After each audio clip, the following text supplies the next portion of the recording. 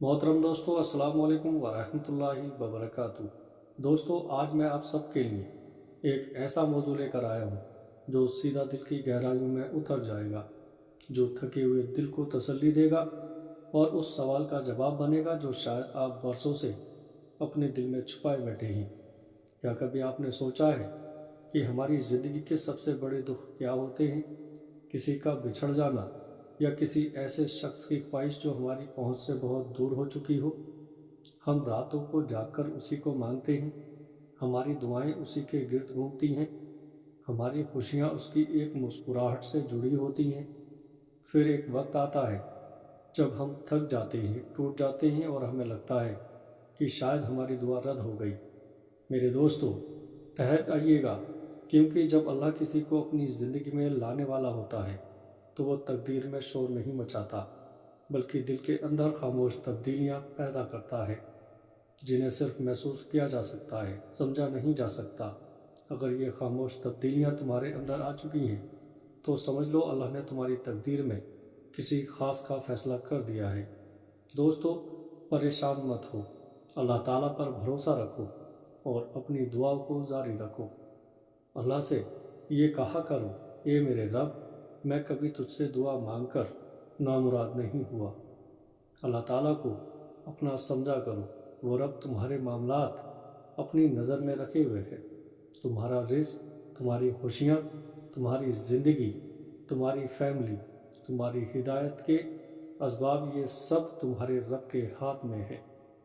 وہ چاہتا ہے کہ میرا بندہ کسی پر ڈیپینڈ نہ کرے، جو چاہے ڈائریکٹ مجھ سے کہہ دے، میں ہوں نا۔ وہ تمہارا اپنا رب ہے، اسے اپنا سمجھو، اس سے کتراؤ مت، اس سے باتیں کرو۔ وہ انسان نہیں ہے جس سے تم بات شیئر کرو اور وہ بات کو تانا بنا دے۔ وہ تو وہ رب ہے جس نے سب کے راز سنبھال کر رکھے ہوئے ہیں۔ اس سے فرمائش کیا کرو، اس سے دوستی کر لو، اپنا راز چپکے سے اسے بتایا کرو۔ جو دل چاہے اس سے مانگو اور یقین رکھو وہ کبھی تمہیں اپنے در سے خالی نہیں لوٹائے گا۔ وہ تمہیں بہترین دے گا، اور وہ دے گا جس پر تم خود راضی ہو جاؤ گے۔ دوستو، اگر وہ شخص تمہارے نصیب میں ہے تو کوئی بھی طاقت تمہیں اس سے دور نہیں کر سکتی، جو صرف تمہارے لیے بنایا گیا ہے۔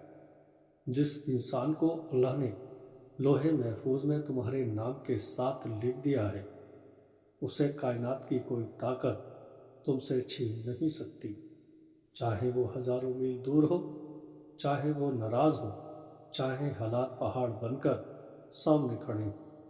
اگر وہ تمہارا رزق ہے تو وہ تم تک پہنچ کر رہے گا۔ اور یاد رکھو، نکاب رزق کی ایک صورت ہے، اگر وہ تمہارا ہے تو وہ ضرور تم تک آئے گا۔ پہلی نشانی، دل کا اللہ سے سوال کرنا۔ دوستو، اب آپ لوگوں سے کم اور اللہ سے زیادہ باتیں کرتے ہیں۔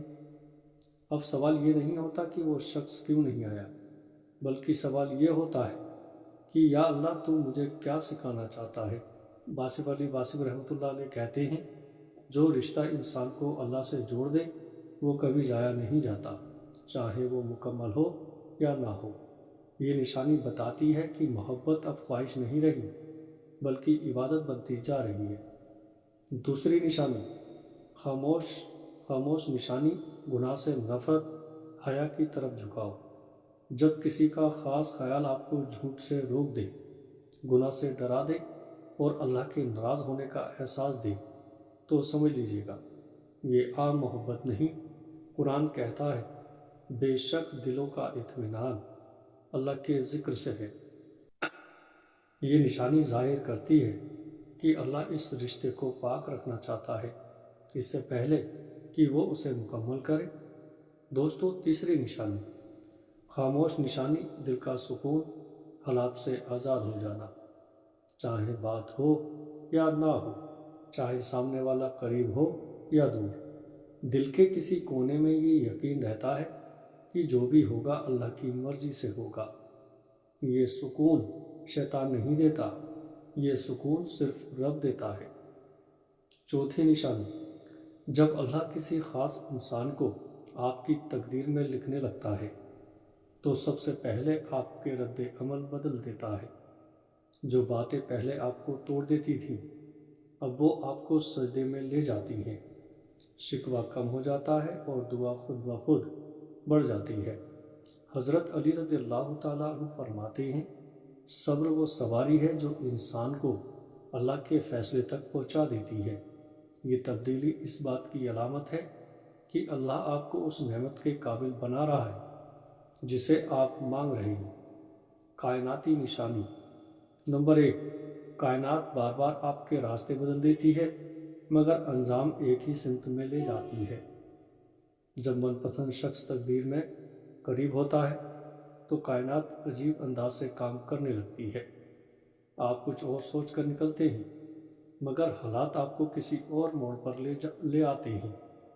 کوئی کام رک جاتا ہے، کوئی منصوبہ ناکام ہو جاتا ہے، کوئی راستہ بند ہو جاتا ہے، لیکن حیرت کی بات یہ ہوتی ہے کہ ہر رکاوٹ آخرکار آپ کو ایک ہی احساس، ایک ہی دعا اور ایک ہی نام کی طرف واپس لے آتی ہے۔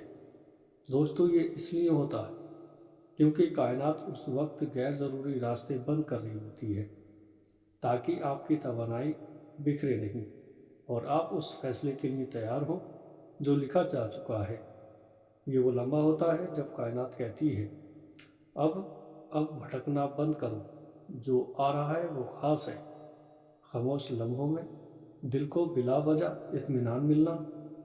کبھی غور کریں، سب کچھ ویسا نہیں ہوتا جیسا آپ چاہتے ہیں، مگر پھر بھی دل کسی انجانی تسلی میں ڈوبا ہوتا ہے۔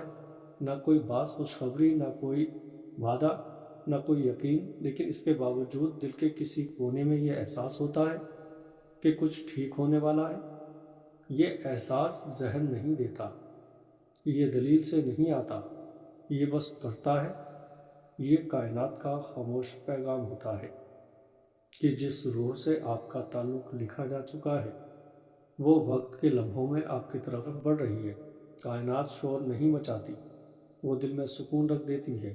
اب آپ یہ نہیں کہتے کہ یا اللہ بس یہ شخص دے دے، بلکہ یہ کہتے ہیں، یا اللہ اگر یہ میرے حق میں بہتر ہے تو اسے میرا مقدر بنا دے، اور اگر بہتر نہیں تو میرے دل کو راضی کر دے۔ یہ وہ مقام ہے جہاں رشتہ آزمائش سے نکل کر تقدیر بننے لگتا ہے۔ دوستو، یاد رکھیے، اللہ کی لکھی ہوئی محبت شور نہیں مچاتی، وہ دل میں خاموشی پیدا کرتی ہے۔ وہ محبت انسان کو انسان سے نہیں، اللہ سے جوڑتی ہے، اور جب محبت اللہ تک لے جائے تو وہ کبھی ضائع نہیں جاتی۔ اگر یہ باتیں آپ کے دل سے ٹکرائی گئی ہیں تو آگے دوستوں میں شیئر ضرور کریے گا۔